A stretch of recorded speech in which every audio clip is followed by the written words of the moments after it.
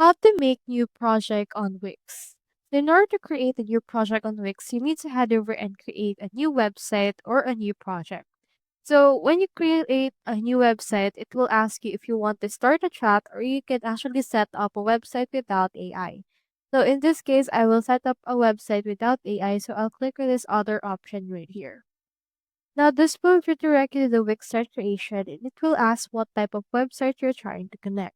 For example, right here, I'll choose in here an event website. Now in here, you can further see some subsections for this particular category. So you can choose in here which one you want. I'll choose event planner and click on continue.